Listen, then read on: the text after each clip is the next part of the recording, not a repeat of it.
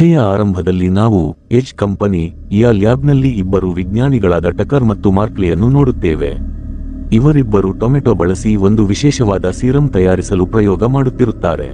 ಈ ಸೀರಂನ ವಿಶೇಷತೆ ಎಂದರೆ ಇದನ್ನು ಯಾರು ಬಳಸುತ್ತಾರೋ ಅವರಿಗೆ ಯಾರು ಯಾವುದೇ ರೀತಿಯ ಹಾನಿ ಮಾಡಲು ಸಾಧ್ಯವಾಗುವುದಿಲ್ಲ.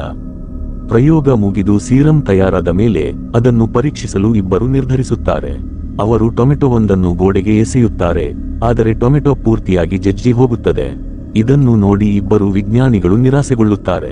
ಆದರೂ ಸರಿಯಾದ ಸೀರಂ ತಯಾರಿಸುವವರೆಗೂ ನಾವು ಸೋಲೊಪ್ಪಬಾರದು ಎಂದು ಒಬ್ಬರಿಗೊಬ್ಬರು ಭಾಷೆ ಮಾಡಿಕೊಳ್ಳುತ್ತಾರೆ. ಮರುದಿನ ಬೆಳಗ್ಗೆ ಒಂದು ಪಿಜ್ಜಾ ಶಾಪ್ನಲ್ಲಿ ಮ್ಯಾಟ್ ಎಂಬ ಯುವಕ ಮಷಿನ್ನಿಂದ ಪಿಜ್ಜಾವನ್ನು ಹೊರಗೆ ತೆಗೆಯುತ್ತಿರುತ್ತಾನೆ. ಆದರೆ ಅಚಾನಕ್ಕಾಗಿ ಪಿಜ್ಜಾ ಕೆಳಗೆ ಬಿದ್ದು ಹಾಳಾಗುತ್ತದೆ. ಇದನ್ನು ನೋಡಿ ಅವನ ತಾಯಿ ಮಿಸೆಸ್ ಬರ್ನ್ಸ್ ಸಿಟ್ಟಾಗುತ್ತಾರೆ. ಯಾಕೆಂದರೆ ಮ್ಯಾಟ್ ಒಂದೇ ವಾರದಲ್ಲಿ 2 ಪಿಜ್ಜಾಗಳನ್ನು ಹಾಳು ಮಾಡಿರುತ್ತಾನೆ ಮತ್ತು ಈಗ ಹೊಸದಾಗಿ ಪಿಜ್ಜಾ ಮಾಡಲು ಸಮಯ ಕೂಡ ಇರುವುದಿಲ್ಲ. ಇದರಿಂದ ಮ್ಯಾಟ್ನ ತಾಯಿ, ಈ ನಷ್ಟದ ಹಣವನ್ನು ನಿನ್ನ ಸಂಬಳದಿಂದಲೇ ಕಡಿತಗೊಳಿಸುತ್ತೇನೆ ಎನ್ನುತ್ತಾರೆ. ಆದರೆ ಮ್ಯಾಟ್ಗೆ ಹಣದ ತುಂಬಾ ಅವಶ್ಯಕತೆ ಇರುತ್ತದೆ, ಹಾಗಾಗಿ ದಯವಿಟ್ಟು ಹಾಗೆ ಮಾಡಬೇಡಿ ಎಂದು ಬೇಡಿಕೊಳ್ಳುತ್ತಾನೆ. ಅವನ ತಾಯಿ ಒಂದು ಷರತ್ತಿನ ಮೇಲೆ ಒಪ್ಪಿಕೊಳ್ಳುತ್ತಾರೆ. ಮ್ಯಾಟ್ ಹೊರಗಡೆ ನಿಂತು ಪಿಜ್ಜಾ ಮ್ಯಾನ್ ಕಾಸ್ಟ್ಯೂಮ್ ಧರಿಸಿ ಜನರನ್ನು ಒಳಗೆ ಕರೆಯಬೇಕು. ಅವನ ತಂದೆ ಕೂಡ ಹಿಂದೆ ಇದೇ ಕೆಲಸ ಮಾಡುತ್ತಿದ್ದರು, ಆದರೆ ಅವರು ಈಗ ಬದುಕಿಲ್ಲ. ಬೇರೆ ದಾರಿ ಇಲ್ಲದೆ ಮ್ಯಾಟ ಉಡುಪು ಧರಿಸಿ ಹೊರಗೆ ಹೋಗುತ್ತಾನೆ. ಆಗ ಕಾಲೇಜಿನಲ್ಲಿ ಫೇಮಸ್ ಆಗಿರುವ ಟಾಡ್ ಎಂಬ ಹುಡುಗ ತನ್ನ ಐಷಾರಾಮಿ ಕಾರಿನಲ್ಲಿ ಅಲ್ಲಿಗೆ ಬರುತ್ತಾನೆ ಮತ್ತು ಮ್ಯಾಟ್ನನ್ನು ನೋಡಿ ಅವಮಾನ ಮಾಡುತ್ತಾನೆ. ಟಾಡ್ ಜೊತೆ ಅವನ ಗರ್ಲ್ಫ್ರೆಂಡ್ ಸೂಸನ್ ಕೂಡ ಇರುತ್ತಾಳೆ. ಮ್ಯಾಟ್ಗೆ ಮನಸ್ಸಿನ ಒಳಗೆ ಸೂಸನ್ ಮೇಲೆ ಪ್ರೀತಿ ಇರುತ್ತದೆ, ಆದರೆ ತನ್ನ ಪ್ರೀತಿಯನ್ನು ಹೇಳಿಕೊಳ್ಳುವ ಧೈರ್ಯ ಅವನಿಗೆ ಇರುವುದಿಲ್ಲ. ಈ ಅವಮಾನದಿಂದ ಬೇಸತ್ತ ಮ್ಯಾಟ್, ನಾನು ಇನ್ನು ಇಲ್ಲಿಗೆ ಬರಲ್ಲ ಎಂದು ನಿರ್ಧರಿಸುತ್ತಾನೆ. ಆದರೆ ಅವನ ತಾಯಿ ಅವನಿಗೆ ಬುದ್ಧಿ ಹೇಳುತ್ತಾರೆ, ನಿಮ್ಮ ತಂದೆ ತಮ್ಮ ಕುಟುಂಬವನ್ನು ಸಾಕುವುಕ್ಕಾಗಿ ತುಂಬಾ ಹೆಮ್ಮೆಯಿಂದ ಈ ಉಡುಪನ್ನು ಧರಿಸುತ್ತಿದ್ದರು. ಇದು ನಿನ್ನದೇ ಸ್ವಂತ ಅಂಗಡಿ, ಇದರಲ್ಲಿ ಅವಮಾನ ಪಡುವ ವಿಷಯವೇನಿದೆ ಎಂದು ಕೇಳುತ್ತಾರೆ. ಇದನ್ನು ಕೇಳಿದ ಮ್ಯಾಟ್ಗೆ ಸಮಾಧಾನವಾಗುತ್ತದೆ ಮತ್ತು ಅವನು ದಿನಪೂರ್ತಿ ಆ ಕಾಸ್ಟ್ಯೂಮ್ ಧರಿಸಿಕೊಂಡೇ ಇರುತ್ತಾನೆ. ಅದೇ ಸಮಯದಲ್ಲಿ ಏಜ್ ಲ್ಯಾಬ್ನಲ್ಲಿ ಆ ಇಬ್ಬರು ವಿಜ್ಞಾನಿಗಳು ವಾಪಸ್ ಬಂದಾಗ ಜಜ್ಜಿದ ಟೊಮೆಟೊದಲ್ಲಿ ಏನೋ ಬದಲಾವಣೆ ಆಗಿರುವುದನ್ನು ಗಮನಿಸುತ್ತಾರೆ. ಜಜ್ಜಿದ ಟೊಮೆಟೊ ವಿಚಿತ್ರವಾಗಿ ಮತ್ತೆ ಮೊದಲಿನಂತೆಯೇ ಸರಿಹೋಯಿತು. ಇದನ್ನು ನಂಬಲಾಗದ ಪ್ರೊಫೆಸರ್ ಟಕರ್ ಮತ್ತೊಮ್ಮೆ ಟೊಮೆಟೊವನ್ನು ಎಸೆಯುತ್ತಾರೆ. ಅವರ ಕಣ್ಣೆದುರೆಯ ಟೊಮೆಟೊ ತಾನಾಗಿಯೇ ಮತ್ತೆ ಹಳೆಯ ರೂಪಕ್ಕೆ ಬಂದು ಬಿಡುತ್ತದೆ. ಹಗಲಿರುಳು ಕಷ್ಟಪಟ್ಟ ನಂತರ ಕೊನೆಗೂ ಅವರು ಅಂತಹ ಒಂದು ಸೀರಂ ತಯಾರಿಸುವಲ್ಲಿ ಯಶಸ್ವಿಯಾಗಿದ್ದರು, ಅದು ಟೊಮೆಟೊಗೆ ಸಾವು ಇಲ್ಲದಂತೆ ಮಾಡಿತ್ತು. ಈಗ ಅವರು ಇದನ್ನು ಮನುಷ್ಯರ ಮೇಲೆ ಪರೀಕ್ಷಿಸಲು ರೆಡಿಯಾಗುತ್ತಾರೆ. ಇತ್ತ ಮ್ಯಾಟ್ ಪಿಜ್ಜಾ ಶಾಪ್ನಲ್ಲಿ ತನ್ನ ಕೆಲಸ ಮುಗಿಸಿ ಕಾಲೇಜಿಗೆ ಹೊರಡುತ್ತಾನೆ. ಆದರೆ ದಿನವಿಡೀ ಕೆಲಸ ಮಾಡಿ ಮ್ಯಾಟ್ ತುಂಬಾ ಸುಸ್ತಾಗಿರುತ್ತಾನೆ. ಇದರಿಂದಾಗಿ ಪ್ರೊಫೆಸರ್ ಟಕರ್ ಅವರ ಕೆಮಿಸ್ಟ್ರಿ ಕ್ಲಾಸ್ನಲ್ಲಿ ಅವನಿಗೆ ಪದೇ ಪದೇ ತೂಕಡಿಕೆ ಬರುತ್ತಿರುತ್ತದೆ. ಕ್ಲಾಸ್ ಮುಗಿದ ಮೇಲೆ ಪ್ರೊಫೆಸರ್ ಟಕರ್ ಮ್ಯಾಟ್ನನ್ನು ಎಬ್ಬಿಸಿ, ನೀನು ಜೀವನದಲ್ಲಿ ಏನಾದರೂ ಸಾಧಿಸಬೇಕೆಂದರೆ ಕ್ಲಾಸ್ ಕಡೆ ಗಮನ ಕೊಡು. ನಿನ್ನಲ್ಲಿ ಒಳ್ಳೆ ಬುದ್ಧಿವಂತಿಕೆ ಇದೆ ಎಂದು ನನಗೆ ಗೊತ್ತು, ಅದನ್ನು ಸರಿಯಾಗಿ ಬಳಸು ಎಂದು ಬುದ್ಧಿ ಹೇಳುತ್ತಾರೆ. ಆದರೆ ಮ್ಯಾಟ್ಗೆ ಮಾತ್ರ, ನಾನು ಜೀವನದಲ್ಲಿ ಏನು ಮಾಡಲು ಸಾಧ್ಯ, ಜೀವನ ಪೂರ್ತಿ ಅಮ್ಮನ ಜೊತೆ ಪಿಜ್ಜಾ ಮಾಡಿಕೊಂಡೇ ಇರಬೇಕು ಅನಿಸುತ್ತಿರುತ್ತದೆ. ನಂತರ ಪ್ರೊಫೆಸರ್ ಟಕರ್ ಮ್ಯಾಟ್ ಹತ್ತಿರ, ಲ್ಯಾಬ್ಗೆ ಒಂದು ಪಿಜ್ಜಾ ತಗೊಂಡು ಬಾ, ನಿನಗೆ ನನ್ನ ಹೊಸ ಸಂಶೋಧನೆಯನ್ನು ತೋರಿಸಬೇಕಿದೆ ಎಂದು ಹೇಳುತ್ತಾರೆ. ಮ್ಯಾಟ್ ತಕ್ಷಣ ಒಪ್ಪಿಕೊಳ್ಳುತ್ತಾನೆ. ಕಾಲೇಜಿನಿಂದ ಫ್ರೀ ಆದ ಮೇಲೆ ಅವನು ಮತ್ತೆ ಪಿಜ್ಜಾ ಶಾಪ್ಗೆ ಬಂದು ಇಡೀ ನಗರದಲ್ಲಿ ಪಿಜ್ಜಾ ಡೆಲಿವರಿ ಮಾಡಲು ಶುರು ಮಾಡುತ್ತಾನೆ. ಇನ್ನೊಂದು ಕಡೆ ಏಜ್ ಲ್ಯಾಬ್ನಲ್ಲಿ ಕಂಪನಿಯ ಮಾಲೀಕ ಮಿಸ್ಟರ್ ಕ್ರಿಸಲ್ ಇಬ್ಬರು ವಿಜ್ಞಾನಿಗಳ ಹತ್ತಿರ ಪ್ರಯೋಗದ ರಿಸಲ್ಟ್ ಕೇಳುತ್ತಾನೆ. ಆಗ ಪ್ರೊಫೆಸರ್ ಟಕರ್ ಅವನಿಗೆ ಒಂದು ಟೊಮೆಟೊ ತೋರಿಸಿ, ಇದನ್ನು ಪೂರ್ತಿಯಾಗಿ ಜಜ್ಜಿ ಹಾಕಿ ಎಂದು ಹೇಳುತ್ತಾರೆ. ಕ್ರಿಸಲ್ ಹಾಗೆಯೇ ಮಾಡಿದಾಗ ಟೊಮೆಟೊ ಚೂರು ಚೂರಾಗುತ್ತದೆ, ಆದರೆ ಕೆಲವೇ ಸೆಕೆಂಡುಗಳಲ್ಲಿ ಅದು ಮತ್ತೆ ಮೊದಲಿನಂತೆಯೇ ಆಗುತ್ತದೆ. ಸೀರಂ ತಯಾರಿಸುವಲ್ಲಿ ನಾವು ಗೆದ್ದಿದ್ದೇವೆ ಎಂದು ವಿಜ್ಞಾನಿಗಳು ತಿಳಿಸುತ್ತಾರೆ. ಯಾವುದೇ ವಸ್ತು ಎಷ್ಟೇ ಹಾಳಾದರೂ ಅದನ್ನು ಮೊದಲಿನ ಸ್ಥಿತಿಗೆ ತರುವ ಶಕ್ತಿ ಈ ಸೀರಂಗೆ ಇರುತ್ತದೆ. ಪ್ರೊಫೆಸರ್ ಟಕರ್ ಅವರ ಪ್ರಕಾರ ಈ ಸೀರಂ ಅನ್ನು ಮನುಷ್ಯರ ಮೇಲೆ ಬಳಸಬೇಕು ಮತ್ತು ಇದರಿಂದ ಎಷ್ಟೋ ಕಾಯಿಲೆಗಳನ್ನು ಗುಣಪಡಿಸಬಹುದು ಎಂಬ ಆಸೆ ಇರುತ್ತದೆ. ಆದರೆ ಕ್ರಿಸಲ್ ಮಾತ್ರ ಇದನ್ನು ಸೈನ್ಯಕ್ಕೆ ಮಾರಾಟ ಮಾಡಲು ಪ್ಲಾನ್ ಮಾಡುತ್ತಾನೆ. ಯಾಕೆಂದರೆ ಇದರಿಂದ ನಮ್ಮ ಸೈನಿಕರಿಗೆ ಯಾರೂ ಏನು ಮಾಡಲು ಸಾಧ್ಯವಾಗುವುದಿಲ್ಲ ಎಂಬುದು ಅವನ ಲೆಕ್ಕಾಚಾರ. ಆದರೆ ವಿಜ್ಞಾನಿಗಳಿಗೆ ಇದು ಇಷ್ಟವಾಗುವುದಿಲ್ಲ. ಅವರು ಇದನ್ನು ಜನರ ಸಹಾಯಕ್ಕಾಗಿ ಮಾಡಿದ್ದರೆ ಹೊರತು ಯುದ್ಧದಲ್ಲಿ ಆಯುಧವಾಗಿ ಬಳಸಲು ಅಲ್ಲ. ಪ್ರೊಫೆಸರ್ ಟಕರ್, ನನ್ನ ಬಾಸ್ ಹಾಕಿರೋ ಪ್ಲಾನ್ ಯಾವತ್ತೂ ಸಕ್ಸಸ್ ಆಗಬಾರದು ಅಂತ ನಾನು ಫಿಕ್ಸ್ ಆದೆ. ಇನ್ನೊಂದು ಕಡೆ ಸಿಟಿಯಲ್ಲಿ ಮ್ಯಾಟ್ ತನ್ನ ಕೆಲಸ ಮುಗಿಸೋಕೆ ಅಂತ ಕೊನೆಯ ಡೆಲಿವರಿ ಕೊಡೋಕೆ ಪ್ರೊಫೆಸರ್ ಟಕರ್ ಲ್ಯಾಬ್ಗೆ ಹೋದ. ಆದ್ರೆ ಪಾಪ ಆ ಮ್ಯಾಟ್ಗೆ ಗೊತ್ತಿರಲಿಲ್ಲ ಈ ಮಿಸ್ಟರ್ ಚಿಸಲ್ ತನ್ನ ಪ್ರೈವೇಟ್ ಸೆಕ್ಯೂರಿಟಿ ಗಾರ್ಡ್ ಜಾನ್ ಮತ್ತು ಸ್ನೈಪರ್ ಟೀಮ್ನ ಸೈಂಟಿಸ್ಟ್ಗಳ ಹತ್ರ ಇರೋ ಸೀರಂ ಕದಿಯೋಕೆ ಕಳಿಸಿದ್ದಾನೆ ಅಂತ. ಮ್ಯಾಟ್ ಯಾವಾಗ ಪ್ರೊಫೆಸರ್ ಟಕರ್ ಕೈಗೆ ಪಿಜ್ಜಾ ಕೊಟ್ಟನೋ ಅಷ್ಟರಲ್ಲಿ ಕೆಲವು ರೌಡಿಗಳು ಅವರಿಬ್ಬರನ್ನು ಸುತ್ತುವರೆದರು. ಆ ರೌಡಿಗಳು ಸೀರಂ ಮತ್ತು ಯಾವತ್ತೂ ಕೊಳೆಯದ ಮ್ಯಾಜಿಕ್ ಟೊಮೆಟೊ ಕೊಡಿ ಅಂತ ಗದರಿಸಿದ್ರು. ಆದ್ರೆ ಪ್ರೊಫೆಸರ್ ಟಕರ್ ಮಾತ್ರ ಕೊಡಲ್ಲ ಅಂತ ಖಡಾಖಡಿಯಾಗಿ ಹೇಳಿದ್ರು. ಆದ್ರೆ ಅಲ್ಲಿರೋ ಇನ್ನೊಬ್ಬ ಸೈಂಟಿಸ್ಟ್ ಮಾರ್ಕ್ಲೆ ಎಲ್ಲವನ್ನೂ ಆ ರೌಡಿಗಳ ಕೈಗೆ ಇಟ್ಟುಬಿಟ್ಟ. ಅಷ್ಟೇ ಅಲ್ಲ, ತಾನು ಕೂಡ ಮಿಸ್ಟರ್ ಚಿಸಲ್ ಜೊತೆ ಕೈ ಜೋಡಿಸಿರೋ ವಿಷಯ ಬಾಯಿ ಬಿಟ್ಟ. ಆಮೇಲೆ ಮಾರ್ಕ್ಲೆ ಮತ್ತು ಗುಂಡಾಗಳು ಅಲ್ಲಿಂದ ಹೊರಟರು. ಹೋಗೋ ದಾರಿಯಲ್ಲಿ ಮಾರ್ಕ್ಲೆ ಆ ಟೊಮೆಟೊನ ಕೆಳಗೆ ಹಾಕಿದ. ಆಮೇಲೆ ಅದು ಸರಿ ಹೋಗುತ್ತೆ ಅಂತ ಕಾಯ್ತಾ ನಿಂತ. ಆದ್ರೆ ಆ ಟೊಮೆಟೊ ಮೊದಲಿನ ತರ ಆಗ್ಲೇ ಇಲ್ಲ. ಆಗ ಮಾರ್ಕ್ಲೆಗೆ ಅರ್ಥ ಆಯ್ತು, ಟಕರ್ ತನಗೆ ಗೊತ್ತಿಲ್ಲದ ಹಾಗೆ ಟೊಮೆಟೊ ಚೇಂಜ್ ಮಾಡಿದ್ದಾರೆ ಅಂತ. ಇದೇ ಗ್ಯಾಪ್ನಲ್ಲಿ ಪ್ರೊಫೆಸರ್ ಟಕರ್ ಲಾಕರ್ನಿಂದ ಅಸಲಿ ಟೊಮೆಟೊ ಮತ್ತು ಒಂದು ಇಂಜೆಕ್ಷನ್ ತೆಗೆದು ಜೇಬಿನಲ್ಲಿ ಬಚ್ಚಿಟ್ಟುಕೊಂಡ್ರು. ಆಮೇಲೆ ಪ್ರೊಫೆಸರ್ ಮತ್ತು ಮ್ಯಾಟ್ ಅಲ್ಲಿಂದ ಓಡಿ ಹೋಗೋಕೆ ಟ್ರೈ ಮಾಡಿದ್ರು. ಆದ್ರೆ ಗುಂಡಾಗಳು ಎದುರಾಗಿ ಸಿಕ್ಕಾಪಟ್ಟೆ ಶೂಟ್ ಮಾಡೋಕೆ ಶುರು ಮಾಡಿದ್ರು. ಆ ಶೂಟಿಂಗ್ನಲ್ಲಿ ಪ್ರೊಫೆಸರ್ಗೆ ಗುಂಡು ಬಿತ್ತು. ಮ್ಯಾಟ್ ಭುಜಕ್ಕೂ ಒಂದು ಗುಂಡು ತಗುಲಿ ಗಾಯ ಆಯ್ತು. ಹೇಗೋ ಕಷ್ಟಪಟ್ಟು ಇಬ್ಬರು ಬಿಲ್ಡಿಂಗ್ ಮೇಲೆ ಟೆರೇಸ್ ತಲುಪಿದ್ರು. ಅಲ್ಲಿ ಪ್ರೊಫೆಸರ್ ಮ್ಯಾಟ್ಗೆ ಒಂದು ಇಂಜೆಕ್ಷನ್ ಕೊಟ್ಟರು. ಅದರಿಂದ ಅವನ ಗಾಯಗಳೆಲ್ಲ ತಕ್ಷಣ ವಾಸಿಯಾಯ್ತು. ಆಮೇಲೆ ಪ್ರೊಫೆಸರ್ ಮ್ಯಾಟ್ಗೆ ಹೀಗೆ ಹೇಳಿದ್ರು, ಈ ಟೊಮೆಟೊ ತಿನ್ನು, ಇದು ನಿನಗೆ ಶಕ್ತಿ ಕೊಡುತ್ತೆ. ಆದ್ರೆ ಈ ಶಕ್ತಿನ ಬರೀ ಒಳ್ಳೆ ಕೆಲಸಕ್ಕೆ ಮಾತ್ರ ಬಳಸು ಅಂತ. ಕೊನೆಯಲ್ಲಿ ಪ್ರೊಫೆಸರ್ ಆ ರೌಡಿಗಳನ್ನ ಎದುರಿಸಬೇಕಾಗಿ ಬಂತು. ಅವರು ಪ್ರಾಣ ಬೇಕಂದ್ರೆ ಟೊಮೆಟೊ ಕೊಡು ಅಂತ ಬೆದರಿಸಿದ್ರು. ಆಗ ಟಕರ್ ತನ್ನ ಜೇಬಿನಲ್ಲಿದ್ದ ಒಂದು ಕೆಮಿಕಲ್ ಬಾಟಲ್ ತೆಗೆದು ನೆಲಕ್ಕೆ ಹೊಡೆದ್ರು. ದೊಡ್ಡ ಬ್ಲಾಸ್ಟ್ ಆಯ್ತು. ಶತ್ರುಗಳೆಲ್ಲ ಹೌಹಾರಿ ಹೋದ್ರು. ಆದ್ರೆ ಅಷ್ಟರಲ್ಲೇ ಪ್ರೊಫೆಸರ್ ತುಂಬಾ ಗಾಯಗೊಂಡಿದ್ರು. ಮ್ಯಾಟ್ ಕಣ್ಣ ಮುಂದೆಯೇ ಅವರು ಪ್ರಾಣ ಬಿಟ್ಟರು. ಇದರಿಂದ ಸಿಕ್ಕಾಪಟ್ಟೆ ಕೋಪಗೊಂಡ ಮ್ಯಾಟ್ ಹೇಗಾದ್ರೂ ಮಾಡಿ ಆ ಟೊಮೆಟೊ ತಿನ್ನಲೇಬೇಕು ಅಂತ ಡಿಸೈಡ್ ಮಾಡಿದ. ಜಾನ್ ಅವನನ್ನ ತಡೆಯೋಕೆ ಕೋಶಿಸ್ ಮಾಡಿದ್ರು. ಅಷ್ಟರಲ್ಲಿ ಮ್ಯಾಟ್ ಬಿಲ್ಡಿಂಗ್ ಚಾವಣಿಯಿಂದ ಕೆಳಗೆ ಬಿದ್ದೋಗ್ಬಿಟ್ಟ. ಆದ್ರೆ ಕೆಳಗೆ ಬಿದ್ರು ಮ್ಯಾಟ್ ಮಾತ್ರ ಏನೂ ಆಗದವನಂತೆ ಎದ್ದು ನಿಂತು ತನ್ನ ಗಾಡಿ ಹತ್ತಿ ಅಲ್ಲಿಂದ ಹೊರಟು ಹೋದ. ಗಾಡಿ ಓಡಿಸುವಾಗ ಮ್ಯಾಟ್ಗೆ ಸುಸ್ತಾದಂಗೆ ಆಯ್ತು. ಜೊತೆಗೆ ಪ್ರಜ್ಞೆ ಕೂಡ ತಪ್ಪುತ್ತಿತ್ತು. ಹಾಗಾಗಿ ಅವನು ತನ್ನ ಗಾಡಿಯನ್ನು ಫುಟ್ಪಾತ್ ಮಧ್ಯದಲ್ಲೇ ನಿಲ್ಲಿಸಿದ. ಅದೃಷ್ಟವಶಾತ್ ಮ್ಯಾಟ್ ತನ್ನ ಗಾಡಿಯನ್ನು ಕರೆಕ್ಟಾಗಿ ಸುಸಾನ್ ಮನೆಯ ಹತ್ತಿರವೇ ಪಾರ್ಕ್ ಮಾಡಿದ್ದ. ಸುಸಾನ್ ಅವನ ಪರಿಸ್ಥಿತಿ ನೋಡಿ ಒಳಗೆ ಕರೆದಳು. ಆಕೆ ನೀರು ತರಲು ಹೋದಾಗ ಅಲ್ಲಿಗೆ ಟಾಡ್ ಬಂದ. ಇವನಿಲ್ಲಿ ಏನು ಮಾಡ್ತಿದ್ದಾನೆ? ಇವನನ್ನು ನಾವು ಪಾರ್ಟಿಗೆ ಕರೆದಿರಲಿಲ್ಲವಲ್ಲ ಎಂದು ಕೇಳಿದ. ಮ್ಯಾಟ್ ಅವರಿಗೆ ವಿವರಿಸಲು ಪ್ರಯತ್ನಿಸಿದರೂ ಟಾಡ್ ಅವನನ್ನು ಬಲವಂತವಾಗಿ ಹೊರಗೆ ಹಾಕಲು ನೋಡಿದ. ಅಷ್ಟೇ ಅಲ್ಲದೆ ಮ್ಯಾಟ್ಗೆ ಒಂದು ಗುದ್ದನ್ನು ಕೂಡ ಕೊಟ್ಟ. ಆದರೆ ಗುದ್ದು ಕೊಟ್ಟಿದ್ದಕ್ಕೆ ಅವನ ಕೈಯೇ ಪೆಟ್ಟಾಗಿ ಹಣ್ಣಾಯಿತು. ನಂತರ ಟಾಡ್ನ ಗೆಳೆಯರು ಅವನ ಸಹಾಯಕ್ಕೆ ಬಂದರು. ಆದರೆ ಮ್ಯಾಟ್ ಅವರನ್ನೆಲ್ಲ ಸುಲಭವಾಗಿ ಸೋಲಿಸಿದ. ಒಬ್ಬನನ್ನಂತೂ ಮ್ಯಾಟ್ ಪೇಪರ್ ಎಸೆದಂತೆ ಪಿಂಗ್ ಪಾಂಗ್ ಟೇಬಲ್ ಮೇಲೆ ಎಸೆದು ಬಿಟ್ಟ. ಅಲ್ಲಿಂದ ಹೊರಟು ಮ್ಯಾಟ್ ಮನೆಗೆ ಬಂದ. ಆದರೆ ಆ ಟೊಮೆಟೊ ಪ್ರಭಾವ ಇನ್ನೂ ಇಳಿದಿರಲಿಲ್ಲ. ಅವನು ಸೋಫಾದ ಮೇಲೆಯೇ ಪ್ರಜ್ಞೆ ತಪ್ಪಿ ಬಿದ್ದ. ಮರುದಿನ ಬೆಳಗ್ಗೆ ಮ್ಯಾಟ್ ತನ್ನ ಅಮ್ಮನ ಜೊತೆ ತಿಂಡಿ ತಿನ್ನುವಾಗ, ನಿನ್ನೆ ತಿಂದ ಟೊಮೆಟೊ ನಿಜವಾಗಿಯೂ ನನಗೆ ಶಕ್ತಿ ಕೊಟ್ಟಿದ್ಯಾ ಎಂದು ಯೋಚಿಸಿದ.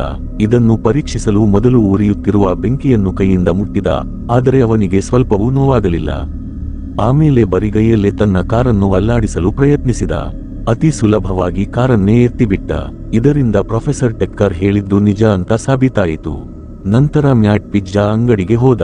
ಅಲ್ಲಿ ಟಿವಿಯಲ್ಲಿ ತನ್ನ ಪ್ರೊಫೆಸರ್ ಸತ್ತಿರುವ ಸುದ್ದಿ ನೋಡಿದ. ಅಷ್ಟರಲ್ಲಿ ಪರಿಸ್ಥಿತಿ ಇನ್ನು ಕೈಮೀರಿ ಹೋಯಿತು. ಜಾನ್ ಮತ್ತು ಅವನ ಆಳುಗಳು ಪಿಜ್ಜಾ ಶಾಪ್ಗೆ ಬಂದು ಮ್ಯಾಟ್ನ ಅಮ್ಮನ ಬಳಿ, ನಿನ್ನ ಮಗ ಎಲ್ಲಿದ್ದಾನೆ ಎಂದು ಬೆದರಿಸತೊಡಗಿದರು. ಅವರು ಯಾರು ಪಾಲಿಸ್ ತರ ಕಾಣದಿದ್ದಾಗ ಮಿಸೆಸ್ ಬರ್ನ್ಸ್, ವಾರಂಟ್ ಇಲ್ಲದೆ ಯಾರೂ ಒಳಗೆ ಬರುವಂತಿಲ್ಲ, ಮೊದಲು ಇಲ್ಲಿಂದ ಹೋಗಿ ಎಂದು ಗದರಿಸಿದರು. ಜಾನ್ ತನ್ನ ಆಳುಗಳನ್ನು ಬಲವಂತವಾಗಿ ಒಳಗೆ ಕಳುಹಿಸಲು ನೋಡಿದಾಗ ಮಿಸೆಸ್ ಬರ್ನ್ಸ್ ಇದ್ದಕ್ಕಿದ್ದಂತೆ ಬೇಸ್ಬಾಲ್ ಬ್ಯಾಟ್ನಿಂದ ಅವರ ಮೇಲೆ ದಾಳಿ ಮಾಡಿದರು. ತಕ್ಷಣ ಜಾನ್ನ ಆಳುಗಳು ಆಕೆಯ ಮೇಲೆ ಗನ್ ತೋರಿಸಿ, ಸುಮ್ಮನೆ ನಿನ್ನ ಮಗ ಎಲ್ಲಿದ್ದಾನೆ ಅಂತ ಹೇಳು ಎಂದು ಹೆದರಿಸಿದರು. ಅಡುಗೆ ಮನೆಯ ಒಳಗಿದ್ದ ಮ್ಯಾಟ್ ಇದೆಲ್ಲವನ್ನು ನೋಡಿ ತನ್ನ ಅಮ್ಮನನ್ನು ಉಳಿಸಲು ತಂದೆಯ ಹಳೆಯ ಕಾಸ್ಟ್ಯೂಮ್ ತರಲು ಓಡಿದ. ಸ್ವಲ್ಪ ಸಮಯದಲ್ಲೇ ಜಾನ್ ಮತ್ತು ಅವನ ಆಳುಗಳು ಮಿಸೆಸ್ ಬರ್ನ್ಸ್ ಜೊತೆ ಕೈಕೈ ಮಿಲಾಯಿಸಿ ಕಿರಿಕ್ ಮಾಡ್ತಾ ಕಿಚನ್ನಲ್ಲಿದ್ದ ಸಾಮಾನುಗಳನ್ನೆಲ್ಲ ಕೆಳಗೆ ಹಾಕ್ತಾ ಇದ್ರು. ಅಷ್ಟರಲ್ಲಿ ಇದ್ದಕ್ಕಿದ್ದಂತೆ ಜಾನ್ನ ಒಬ್ಬ ಸಂಗಡಿಗ ಗಾಳಿಯಲ್ಲಿ ಹಾರಿ ಬಂದು ಬಿದ್ದ. ಎಲ್ಲರೂ ಹಿಂದೆ ತಿರುಗಿ ನೋಡಿದ್ರೆ ಅಲ್ಲಿ ಮ್ಯಾಟ್ ವಿಚಿತ್ರವಾದ ಕಾಸ್ಟ್ಯೂಮ್ ಹಾಕಿಕೊಂಡು ನಿಂತಿದ್ದ. ಮ್ಯಾಟ್ ಗತ್ತಿನಿಂದ ಹೇಳಿದ, ನಾನೊಬ್ಬ ಸೂಪರ್ ಹೀರೋ, ನನ್ನ ಹೆಸರು ಪವರ್ ಮ್ಯಾನ್ ಅಂತ. ಇದನ್ನು ಕೇಳಿದ ತಕ್ಷಣ ಜಾನ್ ಮತ್ತು ಅವನ ಗ್ಯಾಂಗ್ ಮ್ಯಾಟ್ನ ನೋಡಿ ಸಿಕ್ಕಾಪಟ್ಟೆ ನಗಾಡಿದ್ರು. ಲೇ, ನೀನು ಬರೀ ಪಿಜ್ಜಾ ಮ್ಯಾನ್ ಕಣೋ, ನಿನ್ನ ಬಾಡಿ ನೋಡಿದ್ರೆ ನೀನು ಹೋರಾಡೋಕು ಮುಂಚೆ ಸೋಲೊಪ್ಪಿಕೊಳ್ಳಬೇಕು ಅಂತ ಕಿಚಾಯಿಸಿದ್ರು. ಆದರೆ ಮ್ಯಾಟ್ ತನ್ನ ಹೊಸ ಪವರ್ ಬಳಸಿ ಅವರೆಲ್ಲರ ಮೇಲೆ ಅಟ್ಯಾಕ್ ಮಾಡಿದ. ಒಬ್ಬ ಗುಂಡ ಅವನ ಮೇಲೆ ಗುಂಡು ಹಾರಿಸಿದರೂ ಆ ಬುಲೆಟ್ ಅವನ ಸೂಟ್ಗೆ ಒಂದು ಸಣ್ಣ ಗಾಯವನ್ನು ಮಾಡೋಕೆ ಆಗಲಿಲ್ಲ. ಎಲ್ಲರನ್ನೂ ಚಚ್ಚಿ ಹಾಕಿದ ಮೇಲೆ ಮ್ಯಾಟ್ ಜಾನ್ನನ್ನ ಹಿಡಿದುಕೊಂಡ. ಆಗ ಜಾನ್ ಹೆದರಿ ನನ್ನ ಜೊತೆ ಲ್ಯಾಬ್ಗೆ ಬಾ ಅಂತ ಗೋಗರೆದ. ಆದರೆ ಮ್ಯಾಟ್ಗೆ ಪ್ರೊಫೆಸರ್ ಸಾವಿನ ಕೋಪ ಇನ್ನೂ ಇಳಿದಿರಲಿಲ್ಲ. ಹಾಗಾಗಿ ಅವನು ಜಾನ್ನನ್ನು ಜೋರಾಗಿ ಹಿಂದಕ್ಕೆ ತಳ್ಳಿದ. ಈ ಗಲಾಟೆಯಲ್ಲಿ ಜಾನ್ ಕಾಲು ಜಾರಿ ಓವನ್ ಮೇಲೆ ಬಿದ್ದ. ಅದರಿಂದ ಅವನ ಅರ್ಧ ಮುಖ ಪೂರ್ತಿ ಸುಟ್ಟು ಹೋಯಿತು. ಜಾನ್ ಭಯಬಿದ್ದು ತಕ್ಷಣ ತನ್ನ ಆಳುಗಳನ್ನ ಕರೆದುಕೊಂಡು ಮುಖದ ಟ್ರೀಟ್ಮೆಂಟ್ ಮಾಡಿಸಿಕೊಳ್ಳೋಕೆ ಡಾಕ್ಟರ್ ಹತ್ತಿರ ಓಡಿದ. ಫೈಟ್ ಮುಗಿದ ಮೇಲೆ ಮ್ಯಾಟ್ ತನ್ನ ತಾಯಿಯನ್ನು ತಕ್ಷಣ ಹಾಸ್ಪಿಟಲ್ಗೆ ಕರ್ಕೊಂಡು ಹೋದ. ಸ್ವಲ್ಪ ಹೊತ್ತಿನ ನಂತರ ಮಿಸೆಸ್ ಬರ್ನ್ಸ್ ಪ್ರಜ್ಞೆ ಬಂತು. ಏನಾಯ್ತು ಅಂತ ಕೇಳಿದಾಗ ಮ್ಯಾಟ್ ನಡೆದಿದ್ದನ್ನೆಲ್ಲ ವಿವರಿಸಿದ. ಇದನ್ನು ಕೇಳಿದ ಮೇಲೆ ಮಿಸೆಸ್ ಬರ್ನ್ಸ್ ಎಲ್ಲವೂ ಸರಿಯಾಗುವವರೆಗೂ ಶಾಪ್ ಮುಚ್ಚಿರೋದೇ ಒಳ್ಳೇದು ಅಂತ ಡಿಸೈಡ್ ಮಾಡಿದ್ರು. ಜೊತೆಗೆ ಮ್ಯಾಟ್ಗೆ ಹೀಗೆ ಹೇಳಿದ್ರು, ನಾನು ಪ್ರಜ್ಞೆ ತಪ್ಪಿದ್ದಾಗ ನಿನ್ನಪ್ಪನ ಕನಸು ಬಂತು. ಅವರು ಡೆಲಿವರಿ ಮ್ಯಾನ್ ಕಾಸ್ಟ್ಯೂಮ್ನಲ್ಲಿ ಬಂದು ತಮ್ಮ ಶಕ್ತಿಯಿಂದ ನಮ್ಮನ್ನು ಕಾಪಾಡ್ತಾ ಇದ್ರು ಅಂತ. ಇದನ್ನು ಕೇಳಿದ ಮ್ಯಾಟ್ ತಾನು ಇನ್ಮುಂದೆ ಈ ಪಿಜ್ಜಾ ಮ್ಯಾನ್ ಕಾಸ್ಟ್ಯೂಮ್ನಲ್ಲೇ ಫೈಟ್ ಮಾಡ್ತೀನಿ ಅಂತ ಫಿಕ್ಸ್ ಆದ. ತನ್ನ ಪವರ್ ಅನ್ನು ಕೆಟ್ಟ ಕೆಲಸಕ್ಕೆ ಬಳಸದೆ ಜನರನ್ನು ಕಾಪಾಡೋಕೆ ಮಾತ್ರ ಬಳಸ್ತೀನಿ ಅಂತ ಪ್ರಾಮಿಸ್ ಮಾಡಿದ. ಇದೇ ಸಮಯದಲ್ಲಿ ಇನ್ನೊಂದು ಹಾಸ್ಪಿಟಲ್ ರೂಮಿನಲ್ಲಿ ಜಾನ್ ಮುಖಕ್ಕೆ ಪೂರ್ತಿ ಪಟ್ಟಿ ಕಟ್ಟಲಾಗಿತ್ತು. ಡಾಕ್ಟರ್ ಬಂದು ಚೆಕ್ ಮಾಡಿ ಹೇಳಿದ್ರು, ನಿಮ್ಮ ಮುಖ ಸರಿಯಾಗಬೇಕಾದ್ರೆ ನಿಮ್ಮ ದೇಹದ ಬೇರೆ ಭಾಗದಿಂದ ಮಾಂಸ ತೆಗೆದು ಮುಖಕ್ಕೆ ಹಚ್ಚಬೇಕು ಅಂತ.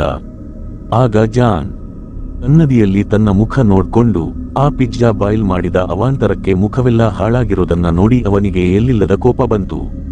ಆ ಸೂಪರ್ ಹೀರೋ ಮೇಲೆ ಸೇಡು ತೀರಿಸಿಕೊಳ್ಳದೆ ಬಿಡಲ್ಲ, ಅದಕ್ಕೆ ನಾನು ಏನು ಬೇಕಾದರೂ ಮಾಡ್ತೀನಿ ಅಂತ ಶಪಥ ಮಾಡಿದ. ಇತ್ತ ಕಡೆ ಏನೂ ಗೊತ್ತಿಲ್ಲದ ಮ್ಯಾಟ್ ಅಮ್ಮ ಇನ್ನು ಹಾಸ್ಪಿಟಲ್ನಲ್ಲೇ ಇರೋದ್ರಿಂದ ಪಿಜ್ಜಾ ಶಾಪ್ ಕ್ಲೋಸ್ ಮಾಡೋಕೆ ಹೋದ. ಅಷ್ಟರಲ್ಲಿ ಅಲ್ಲಿಗೆ ಡಿಟೆಕ್ಟಿವ್ ಮೋಸರ್ ಬಂದು ಮ್ಯಾಟ್ಗೆ ಪೊಲೀಸ್ ಸ್ಟೇಷನ್ಗೆ ನಡಿ ಅಂತ ಕರ್ಕೊಂಡು ಹೋದ. ಸ್ಟೇಷನ್ಗೆ ಹೋದ ಮೇಲೆ ಮ್ಯಾಟ್ ಮಿಸೆಸ್ ಬರ್ನ್ಸ್ ಮೇಲೆ ಗೂಂಡಾಗಳು ಅಟ್ಯಾಕ್ ಮಾಡಿದಾಗ ನಡೆದ ಸಿಸಿಟಿವಿ ಫುಟೇಜ್ ತೋರಿಸಿದ. ಮೋಸರ ಮಾಸ್ಕ್ ಹಾಕಿರೋ ಮನುಷ್ಯ ಗೂಂಡಾಗಳಿಗೆ ಚೆನ್ನಾಗಿ ಚಚ್ಚಿರೋದನ್ನ ತೋರಿಸಿದ. ಮೋಸರ್ಗೆ ಮ್ಯಾಟ್ ಮೇಲೆ ಡೌಟ್ ಇತ್ತು, ಇವನೇ ಆ ಪಿಜ್ಜಾ ಮ್ಯಾನ್ ಇರಬಹುದು ಅಂತ. ಆದರೆ ಮ್ಯಾಟ್, ಅಯ್ಯೋ ಸರ್, ನಾನು ಒಬ್ಬನೇ ಅಷ್ಟೊಂದು ಜನ ಗೂಂಡಾಗಳ ಜೊತೆ ಫೈಟ್ ಮಾಡೋಕೆ ಸಾಧ್ಯನಾ? ನನ್ನ ಬಾಡಿ ನೋಡಿ ನಿಮಗೆ ಏನಾದ್ರೂ ಅನ್ಸುತ್ತಾ? ನಮ್ಮಮ್ಮನ್ನ ಎತ್ಕೊಂಡು ಹಾಸ್ಪಿಟಲ್ಗೆ ಹೋಗೋ ಅಷ್ಟು ಶಕ್ತಿನೂ ನನಗಿಲ್ಲ ಅಂದ. ಅದನ್ನ ನೋಡಿ ಮೋಸರ್ಗೂ ಹೌದು, ಇವನ ಕೈಯಲ್ಲಿ ಅದೆಲ್ಲ ಆಗಲ್ಲ ಬಿಡು ಅನ್ನಿಸಿತು. ಆದರೂ ತನಿಖೆ ಮಾತ್ರ ನಿಲ್ಲಿಸಲ್ಲ, ಆ ಪಿಜ್ಜಾ ಮ್ಯಾನ್ ಯಾರು ಅಂತ ಕಂಡು ಹಿಡಿತೀನಿ ಅಂದ. ಪೊಲೀಸ್ ಸ್ಟೇಷನ್ನಿಂದ ಬಂದ ಮೇಲೆ ಮ್ಯಾಟ್ ಪ್ರೊಫೆಸರ್ ಟಕ್ಕರ್ ಅವರ ಕಾರ್ಯಕ್ಕೆ ಹೋದ. ಅಲ್ಲಿ ಅವನಿಗೆ ಸೂಸನ್ ಮತ್ತೆ ಸಿಕ್ಕಿದಳು. ಪಾರ್ಟಿಯಲ್ಲಿ ಟಾಡ್ ಮತ್ತು ಅವನ ಫ್ರೆಂಡ್ಸ್ಗೆ ಹೊಡೆದಿದ್ದಕ್ಕೆ ಮ್ಯಾಟ್ ಅವಳ ಹತ್ತಿರ ಕ್ಷಮೆ ಕೇಳಿದ. ಆದರೆ ಸೂಸನ್, ನೀನು ಯಾಕೆ ಸಾರಿ ಕೇಳ್ತೀಯಾ? ಅವರೇ ನಿನ್ನ ಮೇಲೆ ಮೊದಲು ಅಟ್ಯಾಕ್ ಮಾಡಿದ್ದು. ನೀನು ನಿನ್ನನ್ನ ಕಾಪಾಡಿಕೊಂಡಿದ್ದೀಯಾ ಅಷ್ಟೇ. ಆ ಟಾಡ್ ನಡವಳಿಕೆ ಅಂತೂ ಅಸಹ್ಯವಾಗಿತ್ತು, ಅದಕ್ಕೆ ಅವನಿಗೆ ಬ್ರೇಕಪ್ ಹೇಳಿದ್ದೀನಿ ಅಂದಳು. ಇದನ್ನ ಕೇಳಿ ಮ್ಯಾಟ್ಗೆ ಹೊಟ್ಟೆಯಲ್ಲಿ ಚಿಟ್ಟೆ ಹಾರಾಡಿದಂತಾಯಿತು. ತುಂಬಾ ಖುಷಿಯಾಯಿತು. ಇಬ್ಬರೂ ಹಾಗೆಯೇ ಮಾತಾಡ್ತಾ ನಿಂತಿದ್ರು. ಇನ್ನೊಂದು ಕಡೆ ಮಿಸ್ಟರ್ ಚಿಸಲ್ ಮತ್ತು ಪ್ರೊಫೆಸರ್ ಮಾರ್ಕ್ಲೆ ಆ ಸೀರಂ ಅನ್ನು ವಾಪಸ್ ಪಡೆಯೋದು ಹೇಗೆ ಅಂತ ಡಿಸ್ಕಸ್ ಮಾಡ್ತಿದ್ರು. ಮೀಟಿಂಗ್ ಮಧ್ಯದಲ್ಲೇ ಜಾನ್ ತನ್ನ ಸುಟ್ಟು ಹೋದ ಮುಖದ ಜೊತೆ ಎಂಟ್ರಿ ಕೊಟ್ಟ. ನಾನು ಆ ಪಿಜ್ಜಾ ಮ್ಯಾನ್ ಶಕ್ತಿನ ನನಗಾಗಿ ಕದ್ದುಕೊಳ್ತೀನಿ. ಇನ್ಮೇಲೆ ನಾನೇ ಈ ಕಂಪನಿಯ ಹೊಸ ಬಾಸ್. ಈ ಚಿಸಲ್ ಮಾತು ಕೇಳಿ ಸಾಕಾಗಿದೆ ಅಂದ. ಅದನ್ನ ಕೇಳಿ ಬಾಸ್, ನಿನಗೇನಾದ್ರೂ ಹುಚ್ಚ ಅಂದಿದ್ದಕ್ಕೆ ಜಾನ್ ತನ್ನ ಗನ್ ತೆಗೆದು ಚಿಸಲ್ಗೆ ಶೂಟ್ ಮಾಡ್ಬಿಟ್ಟ. ತನ್ನ ಬಾಸ್ ಕಥೆ ಮುಗಿಸಿ ಆ ಚೇರ್ ಮೇಲೆ ಕೂತು ಇನ್ಮೇಲೆ ನಾನೇ ಈ ಕಂಪನಿ ಲೀಡರ್ ಅಂತ ಅನೌನ್ಸ್ ಮಾಡಿದ. ಜೊತೆಗೆ ತನ್ನ ಹೆಸರನ್ನು ಬಿಗ್ ಚೀಸ್ ಅಂತ ಇಟ್ಟುಕೊಂಡ. ಜಾನ್ ಮೊದಲು ಪ್ರೊಫೆಸರ್ ಮಾರ್ಕ್ಲೆಗೆ ಆ ಪಿಜ್ಜಾ ಮ್ಯಾನ್ ಮೈಯಿಂದ ಸೀರಂ ಹೊರತೆಗೆಯೋಕೆ ದಾರಿ ಹುಡುಕು ಅಂತ ಆರ್ಡರ್ ಮಾಡಿದ. ಫಾರ್ಮುಲಾವನ್ನು ಮರುರೂಪಿಸಿ ತನ್ನ ಮೇಲೆಯೇ ಪ್ರಯೋಗಿಸಿಕೊಳ್ಳುವ ದಾರಿಯನ್ನು ವಿಜ್ಞಾನಿ ಹುಡುಕತೊಡಗಿದನು. ತನ್ನ ಸಂಶೋಧನೆಯನ್ನು ಮತ್ತೊಮ್ಮೆ ಪರಿಶೀಲಿಸಿದಾಗ ವಿಜ್ಞಾನಿಗೆ ಪಿಜ್ಜಾ ಮ್ಯಾನ್ನ ದೌರ್ಬಲ್ಯ ಏನೆಂಬುದು ತಿಳಿಯಿತು. ತಂಬಾಕಿನ ಎಲೆಗಳಲ್ಲಿ ಕಂಡುಬರುವ ಒಂದು ಬ್ಯಾಕ್ಟೀರಿಯಾದಿಂದಾಗಿ ಆ ಹೊಗೆಯು ಟೊಮೆಟೊದ ರಚನೆಯ ಮೇಲೆ ಕೆಟ್ಟ ಪರಿಣಾಮ ಬೀರುತ್ತದೆ. ಇದರಿಂದಾಗಿ ಪಿಜ್ಜಾ ಮ್ಯಾನ್ನ ಶಕ್ತಿಗಳೆಲ್ಲವೂ ನಿರುಪಯುಕ್ತವಾಗುತ್ತವೆ. ಇದನ್ನು ಕೇಳಿ ಬಿಗ್ ಚೀಸ್ ತುಂಬಾ ಖುಷಿಪಟ್ಟನು. ಕೂಡಲೇ ಆ ಹೊಗೆಯನ್ನು ಆಯುಧವನ್ನಾಗಿ ಬದಲಾಯಿಸುವಂತೆ ತನ್ನ ಆಳುಗಳಿಗೆ ಆರ್ಡರ್ ಮಾಡಿದನು. ಇದರಿಂದ ಪಿಜ್ಜಾ ಮ್ಯಾನ್ನನ್ನು ಸುಲಭವಾಗಿ ಹಿಡಿಯಬಹುದಿತ್ತು. ಎಲ್ಲಾ ತಯಾರಿ ಮುಗಿದ ಮೇಲೆ ಬಿಗ್ ಚೀಸ್ ತನ್ನ ಗೂಂಡಾಗಳೊಂದಿಗೆ ಮ್ಯಾಟ್ ಓದುತ್ತಿದ್ದ ಕಾಲೇಜಿಗೆ ನುಗ್ಗಿದನು. ಆ ಸಮಯದಲ್ಲಿ ಮ್ಯಾಟ್ ಕೆಮಿಸ್ಟ್ರಿ ಕ್ಲಾಸ್ನಲ್ಲಿದ್ದನು. ಅಷ್ಟರಲ್ಲಿ ಮ್ಯಾಟ್ಗೆ ಇದ್ದಕ್ಕಿದ್ದಂತೆ ಮೈ ಹುಷಾರಿಲ್ಲದಂತಾಗಿ ಬಾತ್ರೂಮ್ಗೆ ಹೋದನು. ಬಿಗ್ ಚೀಸ್ ಮತ್ತು ಅವನ ಗ್ಯಾಂಗ್ ಕಾಲೇಜಿನೊಳಗೆ ನುಗ್ಗಿ ಪ್ರೊಫೆಸರ್ ಮತ್ತು ಸ್ಟೂಡೆಂಟ್ಸ್ಗೆ ಗನ್ ತೋರಿಸಿ ಹೆದರಿಸಿ ಮ್ಯಾಟ್ ಬಗ್ಗೆ ಕೇಳಲು ಶುರು ಮಾಡಿದರು. ತಕ್ಷಣ ಸೂಸನ್ ಮ್ಯಾಟ್ಗೆ ಮೆಸೇಜ್ ಮಾಡಿ ಕೆಲವು ಗೂಂಡಾಗಳು ನಿನಗಾಗಿ ಹುಡುಕುತ್ತಿದ್ದಾರೆ ಎಂದು ಎಚ್ಚರಿಸಿದಳು. ಮ್ಯಾಟ್ ಬೇಗನೆ ಬಾತ್ರೂಮ್ನಲ್ಲಿ ತನ್ನ ಪಿಜ್ಜಾಮ್ಯಾನ್ ಕಾಸ್ಟ್ಯೂಮ್ ಧರಿಸಿಕೊಂಡನು. ಸೂಸನ್ ಮತ್ತು ತನ್ನ ಕ್ಲಾಸ್ಮೇಟ್ಸ್ಗಳನ್ನು ಉಳಿಸಲು ಮ್ಯಾಟ್ ರೆಡಿಯಾದನು.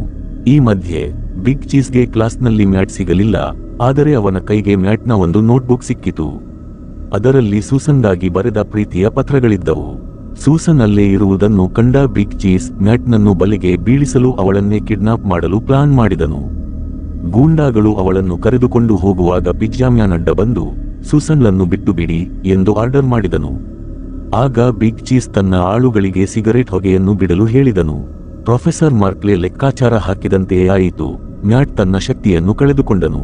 ಹೊಗೆಯನ್ನು ತಡೆದುಕೊಳ್ಳಲಾಗದೆ ಪಿಜ್ಜಾಮ್ಯಾನ್ ನೆಲಕ್ಕೆ ಬಿದ್ದನು. ಕೂಡಲೇ ಅವನ ಮೈಯಿಂದ ಸೀರಮ್ ಅನ್ನು ಹೊರತೆಗೆಯಲು ಮತ್ತು ಅವನನ್ನು ಕೊಲ್ಲಲು ಬಿಗ್ ಚೀಸ್ ಆದೇಶಿಸಿದನು. ಆದರೆ ಅವರು ಏನಾದರೂ ಮಾಡುವಷ್ಟರಲ್ಲಿ ಕ್ಲಾಸ್ ಮುಗಿದು ಎಲ್ಲಾ ಸ್ಟೂಡೆಂಟ್ಸ್ ಹೊರಗೆ ಬಂದರು.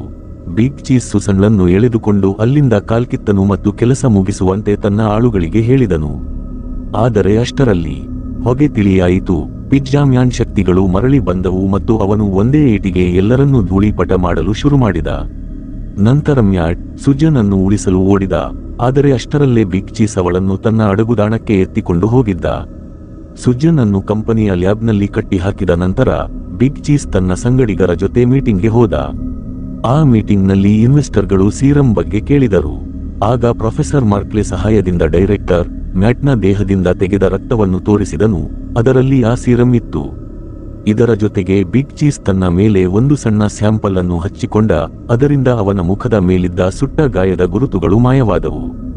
ಆದರೆ ಸ್ವಲ್ಪ ಹೊತ್ತಿನ ನಂತರ ಆ ಗುರುತುಗಳು ಮತ್ತೆ ಕಾಣಿಸಿಕೊಂಡವು. ಸೀರಂ ಅನ್ನು ಪೂರ್ತಿಯಾಗಿ ಸಿದ್ಧಪಡಿಸಲು ಇನ್ನು ಬಹಳ ಕೆಲಸ ಬಾಕಿ ಇದೆ ಎಂದು ಇದರಿಂದ ಸಾಬೀತಾಯಿತು. ಆದರೂ ಎದುರಾಳಿ ಪಾರ್ಟಿಗೆ ಆ ಸಣ್ಣ ಸ್ಯಾಂಪಲ್ ಸಾಕಾಗಿತ್ತು. ಎಕ್ಸ್ಪೆರಿಮೆಂಟ್ ಪೂರ್ತಿಯಾದರೆ ನಾವು ಖಂಡಿತ ಈ ಪ್ರಾಜೆಕ್ಟ್ ಮೇಲೆ ಹಣ ಹೂಡುತ್ತೇವೆ ಎಂದು ಅವರು ಭರವಸೆ ನೀಡಿದರು. ಮೀಟಿಂಗ್ ನಡೆಯುತ್ತಿದ್ದಾಗಲೇ ಬಿಲ್ಡಿಂಗ್ ಹೊರಗೆ ಮ್ಯಾಟ್ ಸುಜನ್ ಅನ್ನು ಉಳಿಸಲು ಬಂದು ತಲುಪಿದ. ಆದರೆ ಮೊದಲು ಅವನು ಅಲ್ಲಿನ ಸೆಕ್ಯೂರಿಟಿ ಗಾರ್ಡ್ಗಳನ್ನು ದಾಟಬೇಕಿತ್ತು. ಅದಕ್ಕಾಗಿ ಅವನು ಕಂಪನಿಯ ಡೈರೆಕ್ಟರ್ಗೆ ಪಿಜ್ಜಾ ಕೊಡಲು ಬಂದವನಂತೆ ನಾಟಕವಾಡಿದ ಮತ್ತು ಅವನ ಪ್ಲಾನ್ ವರ್ಕ್ ಆಯಿತು.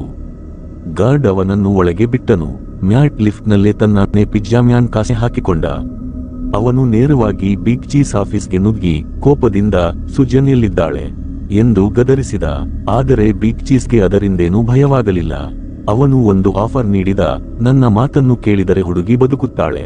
ನೀನು ನಿನ್ನ ರಕ್ತದ ಸ್ಯಾಂಪಲ್ ಕೊಟ್ಟರೆ ನಾನು ಸುಜನ್ ಅನ್ನು ಬಿಟ್ಟು ಬಿಡುತ್ತೇನೆ ಎಂದ.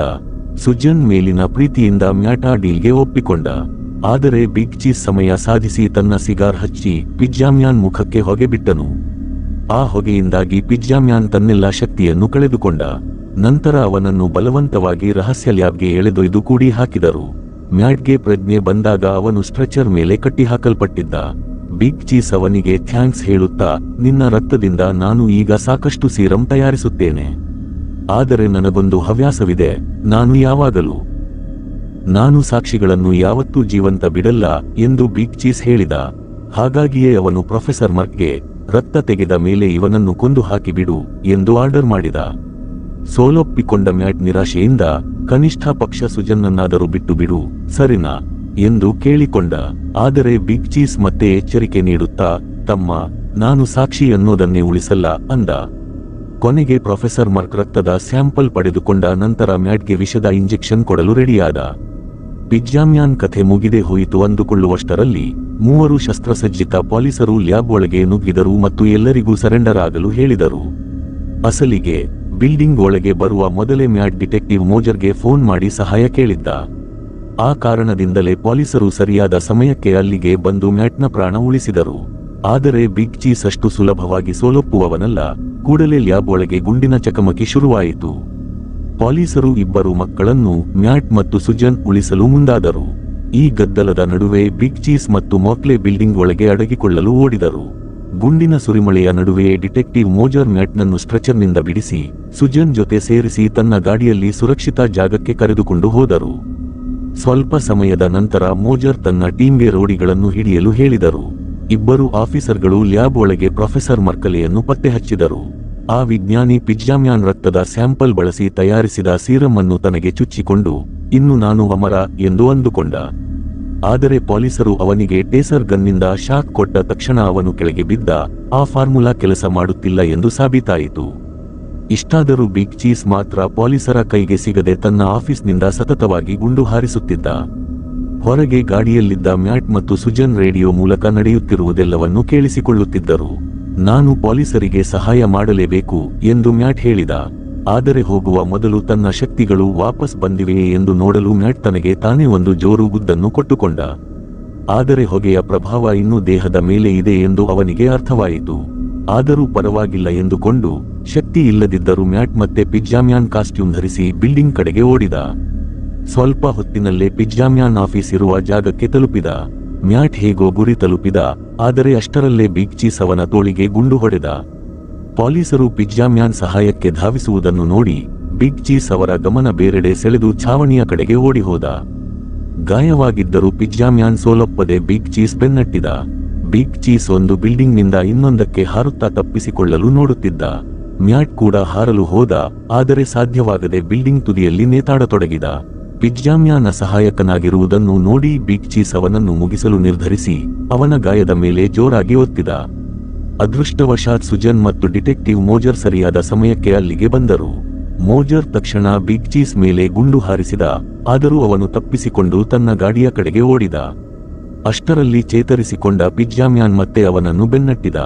ಪಾರ್ಕಿಂಗ್ನಲ್ಲಿ ಗಾಡಿಯ ಮೇಲೆ ಹಾರಿದ ಪಿಜ್ಜಾಮ್ಯಾನ್ ಮೇಲೆ ಒಳಗೆ ಕುಳಿತಿದ್ದ ಬಿಗ್ ಚೀಸ್ ಗುಂಡಿನ ಮಳೆಗರೆದ. ಆದರೆ ಮ್ಯಾಟ್ ಹೇಗೋ ಪಾರಾದ. ಬಿಗ್ ಚೀಸ್ ಹಠಾತ್ತಾಗಿ ಬ್ರೇಕ್ ಹಾಕಿದಾಗ ಪಿಜ್ಜಾಮ್ಯಾನ್ ಗಾಡಿಯ ಮುಂದೆ ಬಿದ್ದ. ಕೆಳಗೆ ಬಿದ್ದಿದ್ದ ಅವನ ಮೇಲೆ ಗಾಡಿ ಹರಿಸಲು ಬಿಗ್ ಚೀಸ್ ಮುಂದಾದಾಗ ಮತ್ತೆ ಮೋಜರ್ ತನ್ನ ಗಾಡಿಯನ್ನು ಅಡ್ಡ ತಂದು ಮ್ಯಾಟ್ ಪ್ರಾಣ ಉಳಿಸಿದ. ಕೊನೆಗೆ ಗಾಡಿಯಿಂದ ಇಳಿದ ಬಿಗ್ ಚೀಸ್ ಮೋಜರ್ ಮೇಲೆ ಗನ್ ತೋರಿಸಿ ಸುಜನನ್ನು ಎಳೆದುಕೊಂಡು ಪಿಜ್ಜಾ ಫ್ಯಾಕ್ಟರಿಯೊಳಗೆ ಹೋದ. ಪಿಜ್ಜಾಮ್ಯಾನ್ ಕೂಡ ಅವರ ಹಿಂದೆಯೇ ಹೋದ. ಅಲ್ಲಿ ಸುಜನನ್ನು ಮಿಷನ್ನ ಬೆಲ್ಟ್ಗೆ ಕಟ್ಟಿ ಹಾಕಲಾಗಿತ್ತು. ಅದು ಅವಳನ್ನು ಕತ್ತರಿಸುವ ಕಡೆಗೆ ವೇಗವಾಗಿ ಕರೆದೊಯ್ಯುತ್ತಿತ್ತು. ಮ್ಯಾಟ್ ತಕ್ಷಣ ಮಿಷನ್ ನಿಲ್ಲಿಸಲು ಹೋದಾಗ ಅವನಿಗೆ ತನ್ನ ಶಕ್ತಿ ಮರಳಿ ಬಂದಿರುವುದು ಅರಿವಾಯಿತು. ತನ್ನ ಪೂರ್ತಿ ಶಕ್ತಿ ಬಳಸಿ ಮಿಷನ್ನ ಕಂಟ್ರೋಲ್ಸ್ ಕಿತ್ತೆಸೆದ ಮ್ಯಾಟ್ ಸುಜನ್ ಕತ್ತರಿಸಲ್ಪಡುವ ಕ್ಷಣಕ್ಕೂ ಮುನ್ನ ಅವಳನ್ನು ಎಳೆದು ಪ್ರಾಣ ಉಳಿಸಿದ. ಈಗ ಬಿಗ್ ಚೀಸ್ ಕಥೆ ಮುಗಿಸುವುದು ಮಾತ್ರ ಬಾಕಿ ಇತ್ತು. ಮ್ಯಾಟ್ ಅವನನ್ನು ಫ್ಯಾಕ್ಟರಿಯ ಗೋದಾಮಿನಲ್ಲಿ ಹಿಡಿದು ಹಾಕಿದ. ಅಲ್ಲಿಂದ ತಪ್ಪಿಸಿಕೊಳ್ಳಲು ದಾರಿಯೇ ಇರಲಿಲ್ಲ.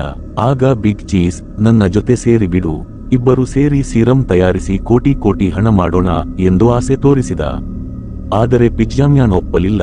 ನಾನು ಪ್ರೊಫೆಸರ್ ಟಕ್ಕರ್ ಮಾತನ್ನು ಮರೆತಿಲ್ಲ. ನನ್ನ ಶಕ್ತಿಯನ್ನು ನಾನು ಕೇವಲ ಒಳ್ಳೆಯ ಕೆಲಸಕ್ಕೆ ಮಾತ್ರ ಬಳಸುತ್ತೇನೆ ಅಂದ. ಇದನ್ನು ಕೇಳಿ ಬಿಗ್ ಚೀಸ್ ದಾಳಿ ಮಾಡಲು ಬಂದಾಗ ಮ್ಯಾಟ್ ಅವನನ್ನು ಜೋರಾಗಿ ತಳ್ಳಿದ. ಬಿಗ್ ಚೀಸ್ ಹೋಗಿ ಇನ್ನೊಂದು ಮಿಷನ್ನ ಬೆಲ್ಟ್ ಮೇಲೆ ಬಿದ್ದ. ಅದು ಐಸ್ ಗಡ್ಡೆ ಮಾಡುವ ಮಿಷನ್ ಆಗಿತ್ತು. ಮ್ಯಾಟ್ ಅವನನ್ನು ಉಳಿಸಲು ಓಡಿದರೂ ಸಾಧ್ಯವಾಗಲಿಲ್ಲ. ಅವನ ಕಣ್ಣೆದುರೇ ಬಿಗ್ ಚೀಸ್ ಮಂಜುಗಡ್ಡೆಯಂತೆ ಹೆಪ್ಪುಗಟ್ಟಿ ಹೋದ. ಕೊನೆಗೂ ಹೋರಾಟ ಮುಗಿಯಿತು. ಡಿಟೆಕ್ಟಿವ್ ಮೋಜರ್ ಸುಜನ್ ಪ್ರಾಣ ಉಳಿಸಿದ್ದಕ್ಕೆ ಮತ್ತು ಕ್ರಿಮಿನಲ್ಗಳನ್ನು ಸೋಲಿಸಿದ್ದಕ್ಕೆ ಪಿಜ್ಜಾಮ್ಯಾನ್ ಪಾರ್ಟಿಗೆ ವಿಶ್ ಮಾಡಿದರು. ಆಗ ಪಿಜ್ಜಾಮ್ಯಾನ್ ತನ್ನ ಅಸಲಿ ಗುರುತನ್ನು ತೋರಿಸಿದಾಗ ಮೋಜರ್ ಆಶ್ಚರ್ಯಚಕಿತರಾದರು. ಇನ್ನು ಮುಂದೆ ಅಪರಾಧಗಳನ್ನು ತಡೆಯುವುದನ್ನು ನಮಗೆ ಬಿಟ್ಟು ಬಿಡು ಎಂದು ಮೋಜರ್ ಸಲಹೆ ನೀಡಿದರು. ಕೊನೆಯಲ್ಲಿ ಮ್ಯಾಟ್ ಸುಜನ್ ಅನ್ನು ಅವಳ ಮನೆಗೆ ಬಿಡಲು ಹೋದಾಗ ತನ್ನ ಮನಸ್ಸಿನ ಮಾತನ್ನು ಹೇಳಿದ. ಅದಕ್ಕೆ ಸುಜನ್ ಕೂಡ ಪ್ರೀತಿಯಿಂದ ಪ್ರತಿಕ್ರಿಯಿಸಿದಳು. ಹೀಗೆ ನಮ್ಮ ಹೀರೋಗೆ ಹುಡುಗಿ ಸಿಕ್ಕಳು. ಕಥೆ ಸುಖಾಂತ್ಯವಾಯಿತು. ಮುಂದಿನ ವಿಡಿಯೋದಲ್ಲಿ ಸಿಗೋಣ.